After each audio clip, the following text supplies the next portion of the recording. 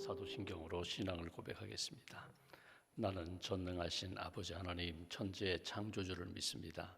나는 그의 유일하신 아들 우리 주 예수 그리스도를 믿습니다. 그는 성령으로 잉태되어 동정녀 마리아에게서 나시고 본디오 빌라도에게 고난을 받아 십자가에 못 박혀 죽으시고 장사된 지 사흘 만에 죽은 자 가운데서 다시 살아나셨으며 하늘에 오르시어 전능하신 아버지 하나님 우편에 앉아 계시다가 거기로부터 살아있는 자와 죽은 자를 심판하러 오십니다. 나는 성령을 믿으며 거룩한 공교회와 성도의 교제와 죄를 용서받는 것과 몸의 부활과 영생을 믿습니다. 아멘. 찬송가 288장 찬송하겠습니다. 288장입니다.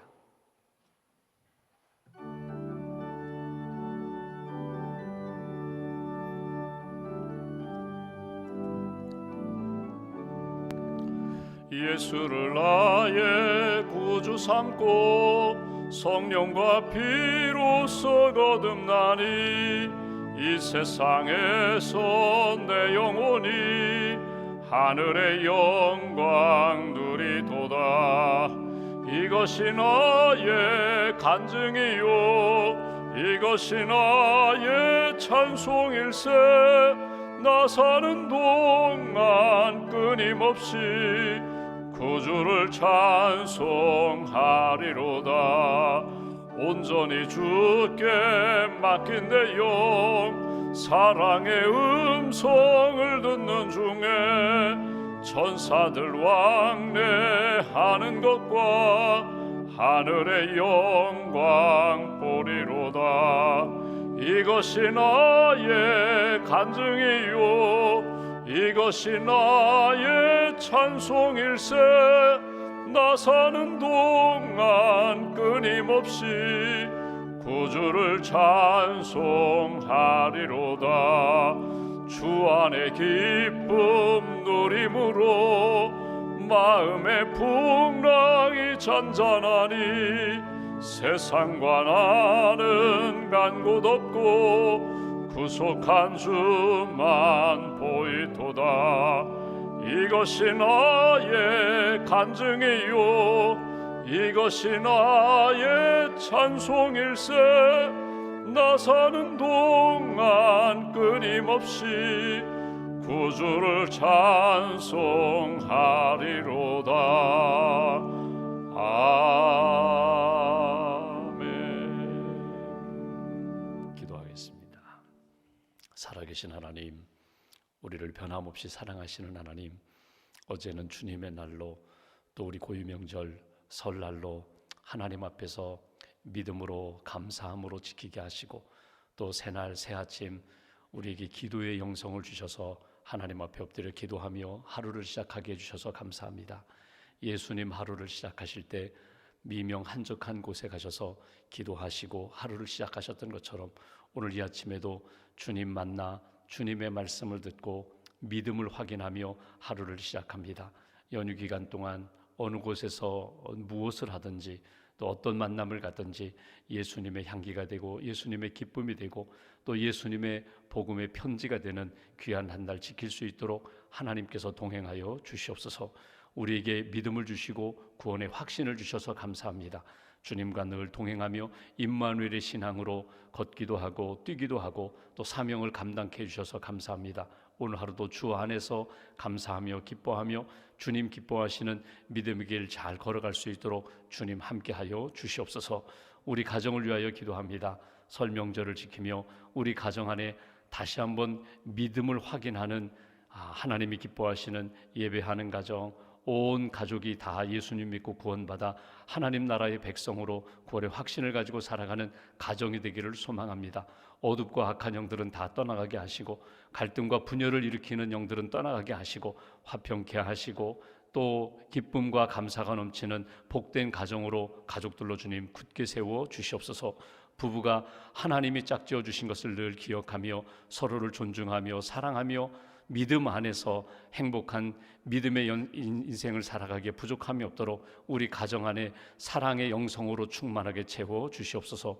부모님을 공경하며 자녀들을 믿음으로 잘 양육하며 또 믿음의 본을 보여 우리의 자녀들이 믿음의 길을 잘 걸어가는 복된 가정으로 주님 세워 주시옵소서.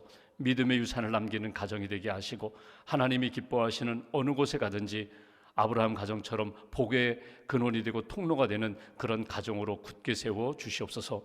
군에 가 있는 우리의 자녀들이 있습니다. 멀리 떨어져 있는 우리의 자녀들이 있습니다. 어느 곳에 있든지 빛된 삶 살기에 부족함이 없도록 함께하여 주시고 오른팔로 붙들어 주시고 자녀들의 삶 가운데 주께서 어둠의 길 다 지키고 하나님이 기뻐하시는 빛의 자녀로서 빛의 길 생명의 길 잘 걸어갈 수 있도록 주님 동행하여 주시옵소서.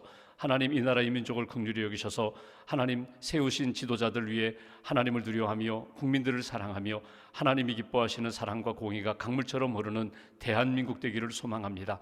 복음의 나라가 되기를 원합니다. 선교의 나라가 되기를 원합니다.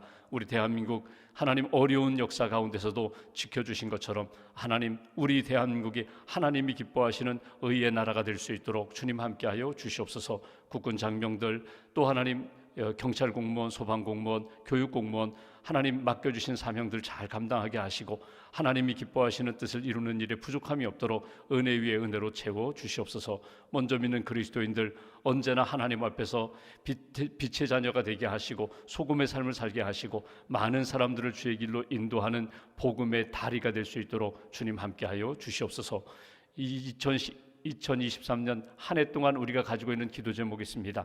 하나님 구하라 찾으라 두드리라 주님 말씀하셨고 기도할 때 응답해 주실 줄 믿습니다. 낙심하지 않게 하시고 포기하지 않게 하시고 기도로 하나님의 능력을 체험하게 하시고 하나님이 응답해 주시는 것을 체험하고 간증하는 복된 한 해로 주님 지켜 주시옵소서. 이 아침에도 주님 앞에 엎드렸습니다. 한 분 한 분 주님 만나 주시고 말씀하시고 성령의 충만함으로 주께서 채워 주시옵소서. 평안케 하시고 하나님이 기뻐하시는 믿음으로 승리하는 귀한 한 날로 주님 지켜 주시옵소서. 오늘도 1000번째 감사의 예물 주 앞에 봉헌합니다. 예물을 받으시고 기도를 받으시고 삶의 여정 가운데 하나님의 뜻이 이루어지는 복된 삶 살아갈 수 있도록 주님 함께하여 주시옵소서. 한날의 삶을 온전히 주님께 의지하오며 오늘도 살아 역사하시는 우리 주 예수님의 이름으로 기도하옵나이다. 아멘. 오늘 말씀은 누가복음 7장 말씀 보겠습니다. 누가복음 7장 오늘은 24절부터 30절까지 보겠습니다.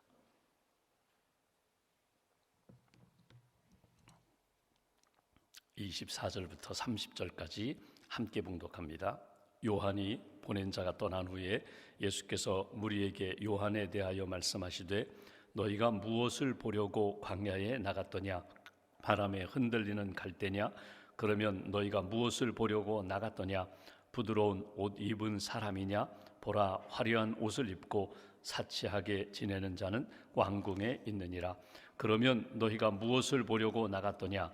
선지자냐? 옳다, 내가 너희에게 이르노니 선지자보다도 훌륭한 자니라. 기록된 바 보라, 내가 내 사자를 내 앞에 보내노니 그가 내 앞에서 내 길을 준비하리라 한 것이 이 사람에 대한 말씀이라. 내가 너희에게 말하노니 여자가 낳은 자 중에 요한보다 큰 자가 없도다. 그러나 하나님의 나라에서는 극히 작은 자라도 그보다 크니라 하시니 모든 백성과 세리들은 이미 요한의 세례를 받은지라. 그 말씀을 듣고 하나님을 의롭다 하되 바리새인과 율법 교사들은 그의 세례를 받지 아니하므로 그들 자신을 위한 하나님의 뜻을 저버리니라. 아멘. 하나님의 은혜와 평안이 여러분과 함께 하시기를 기원합니다. 오늘 말씀은 세례 요한에 대한 말씀입니다. 우리가 지난주 토요일 날 본 것처럼 세례 요한에 대하여 세 번에 걸쳐서 좀 나눠서 말씀을 나누게 되는데, 요한은 예수님보다 6개월 먼저 와서 예수님의 사역을 준비한 사람입니다. 예수님을 만난 사람이고 예수님께 세례를 베푼 사람이고 예수님이 기뻐하시는 길을 잘 닦은 사람입니다. 헤롯이 자기 그 동생의 아내를 취해서, 헤로디아를 취해서 결혼한 것 때문에 모든 백성들이 다 쉬쉬하면서 저거 바른 일 아니야, 옳은 일 아니야, 잘못된 거야, 그러나 누구도 말하지 못하는 때에 세례 요한이 담대히 가서 헤롯에게 말하죠. 당신 잘못했다는 것입니다. 당신 죄를 지었다는 것입니다. 회개하라, 돌이켜라. 그것 때문에 밉보여서 결국 감옥에 gat히게 되고 마지막에는 결국 순교하게 되는 그런 삶을 살게 되는데, 요한이 이렇게 감옥에 갇혔을 때 자기 제자 중에 두 사람을 예수님께 보냅니다. 그리고 이렇게 묻습니다. 오실 그이가 당신입니까? 당신이 메시아 맞습니까? 이렇게 질문한 의도가 있습니다. 그건 뭐냐면, 당신이 메시아이고 내가 그렇게 믿고 있는데 왜 나를 이렇게 가만두느냐 하는 것입니다. 나는 지금 감옥에 갇혔는데 의를 행하다가 바른 길 걸어가다가 억울하게 누명 쓰고 이렇게 감옥에 갇혔는데 와서 풀어주셔야죠. 요한아, 넌 너무 고생이 많다. 의의 길을 걸어가는데 수고가 많다. 이제는 이 모든 고난 끝, 이제는 나와 함께 영광의 길을 걸어가자. 이렇게 좀 나를 건져주셔야죠. 풀어주셔야죠. 뭐 그런 의도가 있어요. 토요일 날도 말씀드린 것처럼 우리가 믿음이 있습니다. 분명히 믿음이, 하나님을 믿고 우리가 예수님을 믿고 하나님이 나를 사랑하시는 거 믿어요. 근데 고난을 만나면 우리 믿음이 흔들릴 때가 있습니다. 분명히 믿음이 있어요. 그런데 왜 내가 이런 고난을 받아야 되나? 왜 내가 이렇게 억울한 일을 당해야 되나? 내가 무슨 잘못을 했나? 죄를 지었나? 나는 뜻대로, 하나님 뜻대로 산다고 했는데 내가 왜 이렇게 억울한 일을 당하지? 해서 내 믿음이 흔들릴 때가 있습니다. 요한이 그런 상황일 수도 있다. 그래서 요한이 예수님께 제자들을 보내서 나를 좀 건져달라고, 그런 의도로 당신이 메시아 맞습니까? 이렇게 질문했다. 이 의미도 있고, 또 하나의 의미도 찾는다면 요한의 제자들을 향한 요한의 마음입니다. 너희들이 나를 통하여서 하나님을 바라보았다면 너희들이 내가 아니라 진짜 구세주이신 예수님을 바라보고 예수님을 만나고 이제는 예수님의 제자가 되라. 이런 의도도 있었다. 그러니까 제자들을 두 사람을 예수님께 보내면서 이렇게 질문하면서 예수님을 좀 만나봐라. 예수님의 사역을 좀 너희가 경험해봐라. 예수님이 무슨 말씀을 하세요? 내가 보고 들은 것 요한에게 말하라. 그러면서 요한의 제자들에게 병든 자를 고쳐주시고 또 눈먼 자를 고쳐주시고 또 가난한 자를 자유케 하시고 회복시켜주시는 하나님의 역사 너희들이 보았으면 그대로 전해주어라. 그러니까 간접적인 체험이 아니라 직접적으로 예수님을 만나고 예수님의 말씀을 들은 그 세례 요한의 제자들이 요한이 떠난 다음에 예수님을 향하여 예수님을 따라가는 제자가 되도록 그런 마음 배려도 있었다. 이것이 우리가 토요일 날 본 말씀이에요. 오늘 말씀은 이제 세례 요한의 제자들이 와서 보고를 합니다. 우리가 이렇게 예수님의 말씀을 듣고 와서 당신에게 전합니다. 그런데 우리가 보았던 말씀, 오늘 보면 바로 앞에 있는 23절 말씀 보십시오. 누구든지 나로 말미암아, 예수님으로 말미암아 실족하지 아니하는 자는 복이 있도다. 여러분, 이 말씀이 뭘까요? 지금 요한의 제자들에게 예수님이 주신 말씀이에요. 가서 전하라는 거예요. 나로 말미암아, 예수님 때문에 실족하지 말라는 거예요. 예수님으로 인하여 예수 안에서 만족하라는 거예요. 상황이 어떠하든지, 내 형편이 어떠하든지 예수님으로 인하여 넘어지지 말아라. 믿음이 흔들리지 말아라. 믿음을 버리지 말아라. 이 말씀이에요. 여러분, 인간적으로 생각하면요, 이 말씀을 요한이 들었다면 아마도 인간적으로 보면요, 요한은 실족할 것 같아요. 아니, 내가 제자 두 사람까지 보내서 이렇게 간청했는데 아무런 영향을 끼치지 않고 예수로 말미암아 실족하지 말아라. 그 사람이 복이 있는 거야. 세례 요한이 오히려 더 실족할 것 같아요. 근데 깊이 생각해 보면은 여러분, 이 말씀이 진리예요. 예수님 안에서 상황이 어떠하든지 예수님 한 분으로 만족할 수 있는 그런 인생이 복된 인생이라고, 예수님 한 분으로 인해서 믿음의 길을 잘 걸어가는 그런 삶을 요한아, 감옥에 있지만 살아가라. 그것이 하나님이 기뻐하시는 사람이다. 이것이 오늘 주시는 메시지입니다. 그러면서 오늘 이제 제자들은 떠나고, 요한의 제자들은 떠나고 그 주변에 있는 제자들과 무리들을 향하여 주신 말씀이 오늘 본문의 말씀입니다. 오늘 이렇게 말씀을 보면서 여러분, 하나님의 말씀이 이렇게 내게 들려질 때에 주일 예배를 드리면서 또는 성경을 읽으면서 다른 분의 간증과 또 이렇게 성경 공부를 하면서 어떤 말씀이 내게 이렇게 들려질 때에 사실 이렇게 수용하는 것이 쉽지는 않아요. 믿음으로 맞습니다, 아멘 하고 받아들이는 것이 쉽지가 않아요. 더더군다나 다른 사람에게는 은혜가 되고 막 기쁨이 되고 간증이 되고 감사가 넘치는데 내게는 전혀 유익이 되지 않아요. 오히려 내게는 불편해요. 그것이 내게는 참 고난의 역사로 나아가는 길이라면 받아들이기가 쉽지 않다는 거예요. 세례 요한이 감옥에 갇혀 있으면서 많은 사람들이 지금 기뻐합니다. 회복이 됩니다. 치유를 받습니다. 근데 나하고는 상관이 없는 일 같아요. 그러면 내가 오히려 나는 버림받은 것인가? 나는 아무것도 아닌 것인가? 이렇게 더 소외되고 더 낙심될 수 있다는 거예요. 큰 뜻을 보시라는 거예요. 하나님 앞에서 한 사람 한 사람, 한 영혼 한 영혼을 귀히 여기시며 고쳐주시는 하나님, 그 큰 하나님의 구원 역사, 하나님의 나라에 내가 있다는 사실을 잊어버리지 말아라. 말씀을 들었으면 너 예수로 말미암아 실족하지 않는 자가 복이 있다, 이 말씀을 들었다면 내게도 하나님께서 분명히 뜻이 있을 거야. 설사 내가 여기서 감옥에서 나가지 못하고 죽는 한이 있더라도 이것이 하나님이 내게 주신 사명이요 뜻이라면 내가 여기서 받아들여야지. 이것이 오늘 세례 요한에게 주신 말씀이고 세례 요한이 받아들여야 할 하나님의 마음이다. 이제 오늘 본문 말씀 보시면 이제 요한의 제자들은 떠나고 예수님이 무리들에게 하시는 말씀입니다. 24절 25절 말씀 보실까요? 이렇게 말씀합니다. 요한이 보낸 자가 떠난 후에 예수께서 무리에게 요한에 대하여 말씀하시되, 요한, 세례 요한에 대한 말씀입니다. 너희가 무엇을 보려고 광야에 나갔더냐? 바람에 흔들리는 갈대냐? 여러분, 이 말씀은 뭐냐면 지금 목적이거든요. 지금 너희가 광야에 나간 목적이 무엇이냐? 많은 사람들이 요한을 보려고 광야에 나갑니다. 요한을 보려고 나갔는데 실제로는 요한을 보는 것이 아니라 요한을 통하여, 세례 요한을 통하여 하나님의 역사를 만나기 위하여 요한을 만나러 나갔어요. 근데 요한은 어떤 사람이냐? 갈대더냐? 바람에 흔들리는 갈대더냐? 요한은 갈대가 아니라는 거예요.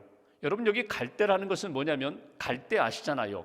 살아있는 것 같지만 바람 부는 대로 힘없이 맥없이 그냥 이렇게 기울어지는, 쓰러지는, 바람 따라서 이렇게 기울어지고 흔들리는 그런 사람의 모습이 있을 수 있다는 거예요.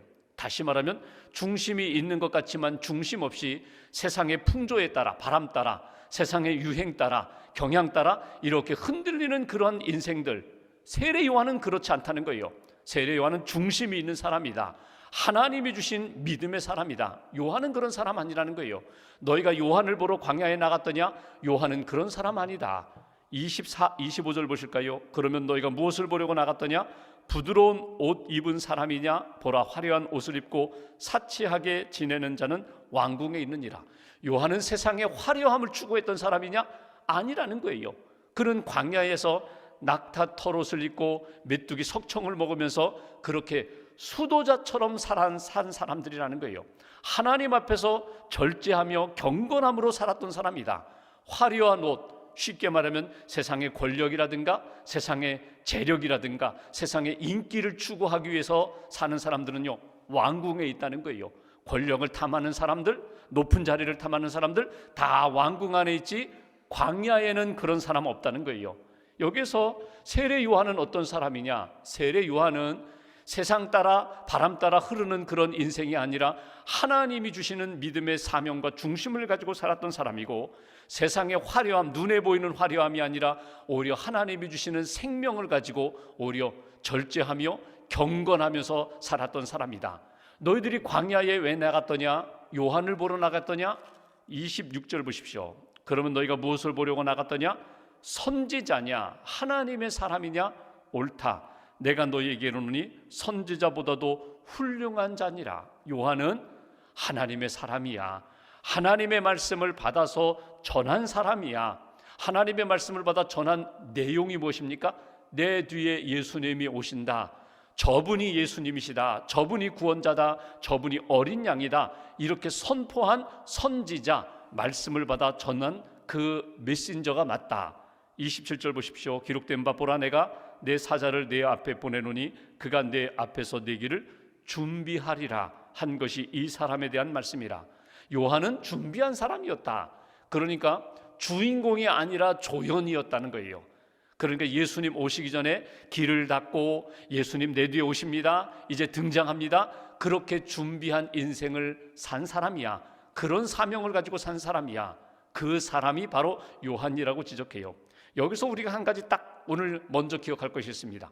목적을 한번 생각해 보세요. 너희들이 왜 광야에 나갔더냐? 무리를 향하여 예수님이 하신 말씀이거든요. 오늘 저와 여러분들에게 던지신 질문도 똑같아요. 너희들의 인생의 목적이 무엇이냐? 너희들 왜 교회 다니니? 너 오늘도 왜 새벽에 일어나서 기도하니? 너 왜 그 일을 하니? 너 왜 그 사람을 만났니? 너 왜 돈을 버니? 너 왜 공부를 하니? 내 인생의 진짜 목적이 무엇이냐? 오늘 던지는 질문이에요. 여러분, 우리에게 주시는 이 아주 근본적인 목적에 대한 질문에 대하여 자신 있게, 제가 이것을 위하여 지금 이것 하고 있습니다 라고 자신 있게 말할 수 있는 사람이라면 목적이 이끄는 삶이 되는 거예요. 여러분, 수단이 이끄는 삶이 아니라, 세상의 어떤 경향을 따라 사는 사람이 아니라 하나님이 내게 주신 목적, 사명이 분명하다면 여러분, 흔들리지 않는, 갈대처럼 흔들리지 않고 세상의 화려한 것들, 아름다운 옷들 추구하지 않고 진짜를 붙잡고 사는 인생이 된다.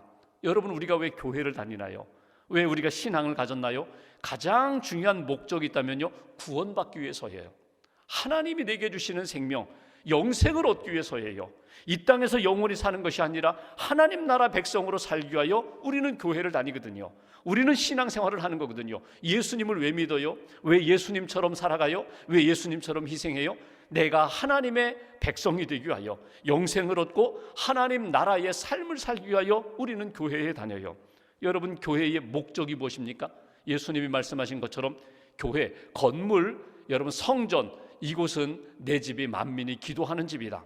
교회에 가서 기도해야 돼요. 교회 가는 것은, 교회의 그 건물은요, 예배드리고 기도하고 성경 공부하고 하나님의 은혜를 나누기 위하여 세워진 건물이거든요. 그런데 교회 건물에 갔는데 기도하지 않아요? 성령의 역사 없어요? 말씀의 역사 없어요? 그러면 그 건물은요, 껍데기에 불과하다는 거예요. 가끔 우리가 이렇게 식당에 가면은 식사하고 나올 때 이렇게 박하사탕 주잖아요. 이거 입가심 하세요. 또 어떤 경우에는 엿도 팔아요. 엿. 어느 식당에 가니까 그 엿, 1,000원 그짜리 엿, 그 엿 정말 맛있다. 근데 여러분, 식당에 사탕 먹으러 가나요? 엿 사러 가나요? 아니에요. 식당에 가는 목적은 그 식당에서 파는 음식, 맛있는 음식을 먹으러 가는 거예요. 극장에 갔어요. 갔더니 팝콘이 너무나 맛있어요. 야, 이 팝콘 최고다. 팝콘 사 먹으러 극장 가나요? 아니에요. 극장은 영화를 보러 가는 거예요. 교회에 갔더니 교회 가니까 너무 좋아. 거기 가니까 여름에는 시원하고 겨울에는 따뜻해. 교회 가니까 좋은 음악도 있어. 교회 가니까 뭐 주는 것도 많아. 먹을 것도 많아. 여러분, 교회에 구경하러 가나요? 아니에요. 교회에 가는 가장 궁극적인 목적은 예배드리러 가는 거예요. 하나님을 만나러 가는 거예요. 오늘 여기 주시는 목적이 있습니다. 왜 너희들이 광야에 나갔더냐? 너희들이 세상 사람들, 인기 있는 사람들, 세상에 유명한 사람들 만나러 나갔더냐? 아니다. 하나님의 사람을 만나고 그 사람을 통하여 하나님의 음성을 듣고자 나갔더냐? 그거 잘했다는 거예요.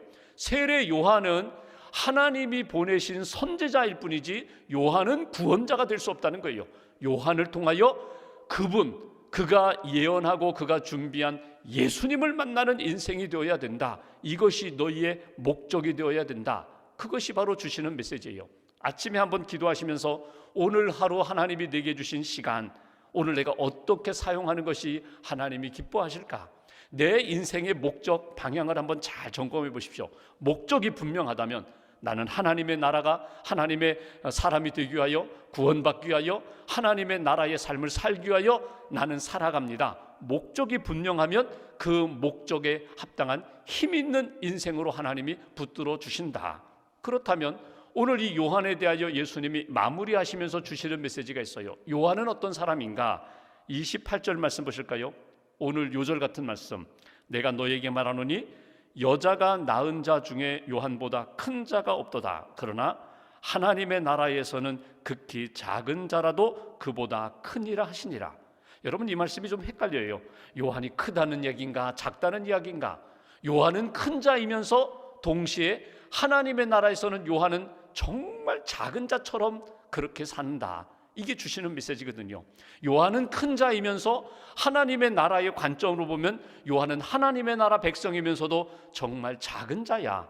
여러분, 큰 자라는 의미가 무엇일까요? 요한은 예수님을 만났기 때문에, 예수님을 위한 삶을 살았기 때문에, 예수님께 세례를 베풀고 예수님의 복음을 증거했기 때문에 그는 큰 자라는 거예요.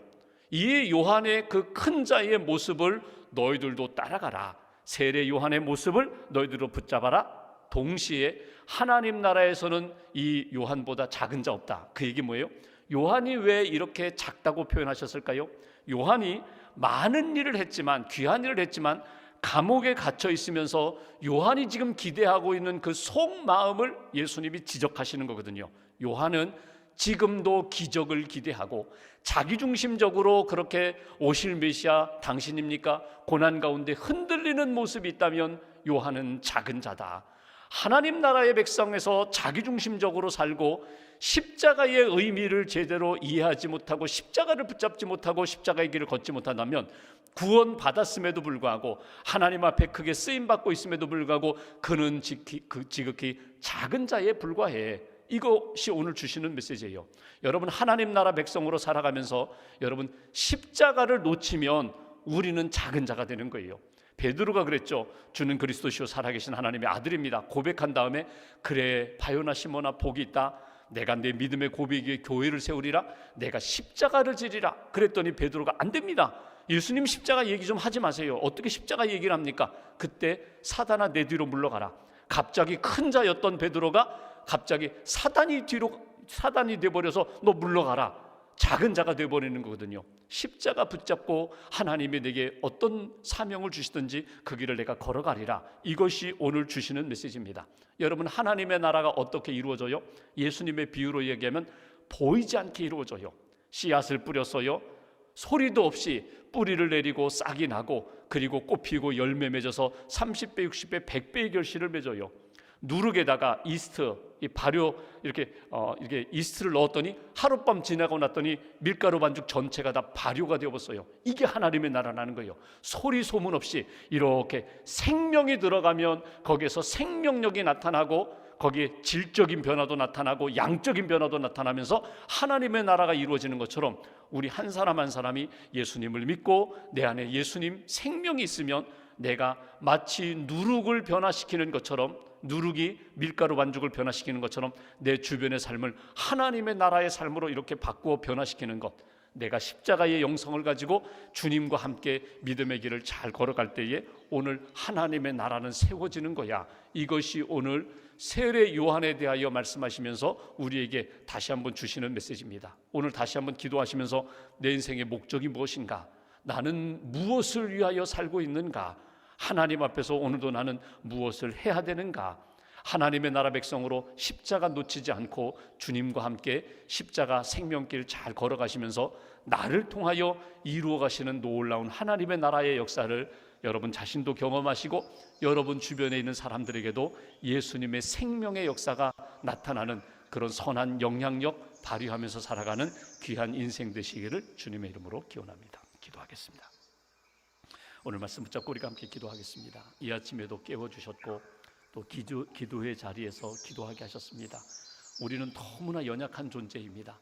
갈대와 같이 흔들리기가 쉽고 바람에 불면 날아가기 쉬운 그런 먼지 같은 존재이지만 예수님 믿고 구원받아 생명을 주셨습니다. 믿음을 주셨습니다. 오늘 내 인생의 목적이 무엇인지, 내가 왜 신앙생활을 하는지 다시 한번 깨닫게 해달라고 세례 요한에게 말씀하셨던 것처럼 그는 이 세상의 모든 사람보다 큰 자이면서 하나님 나라에서 작은 자가 될 수 있다고 주시는 말씀을 통하여 내가 하나님 나라에 아름답게 쓰임받는 믿음의 큰 자가 되게 해달라고, 십자가 붙잡고 주님 부르시는 날까지 믿음의 길 잘 걷게 해달라고 오늘 말씀 붙잡고 우리가 마음 모아서 함께 기도하겠습니다. 주님.